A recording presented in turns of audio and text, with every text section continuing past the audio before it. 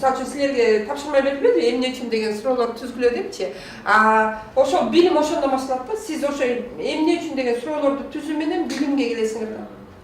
Студенттерге ушундай тапшырма бергенде, былтыр 2 жылдан бери ушундай эмне үчүн деген суроолорду бир айдын ичинде ушу суроо деген темага келгенче түзгүлө дегенде, бир кыз 1300 суроо түзгөндө, бесконечный түзө берет да суроочу анан 1300 суроо түзгөн, быйыл болсо 1600 суроо түзгөн кыз болду да.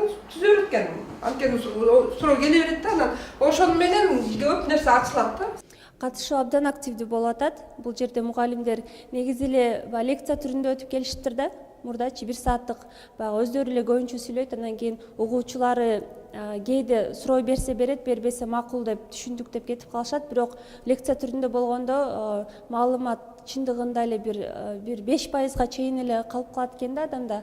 Эгер интерактивдүү болуп, катышуучулар, угуучулар бир практикалык көнүгүүлөрдү аткарып, ошол жерде уккан маалыматты ошол жерде гана ишке ашырса, ошол бир 80%га чейин ошол маалымат адамда калат экен да.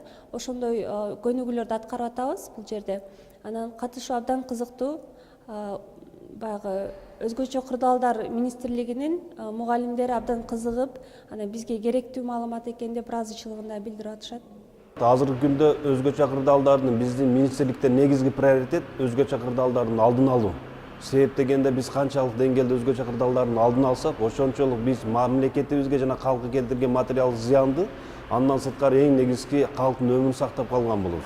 Ошон үчүн биздин негизги максат элдерге өзгөчө кырдаалдар боюнча түшүндүрүштөрүн алып баруу. Биздин мугалимдер курамы канчалык деңгээлде калкка түшүндүрүштөрүн жакшы сапатта, жакшы деңгээлде алып барсак, элибиз өзгөчө кырдаалдардын алдын алуу жана кесепеттердин жоюун канчалык деңгээлде жакшы түшүнгөн болсо, мен ойлойм ошондо биздин мамлекетибизге келтирилген материалдык зыянды эң негизгisi адамдардын өмүрүн сактап калган болобуз.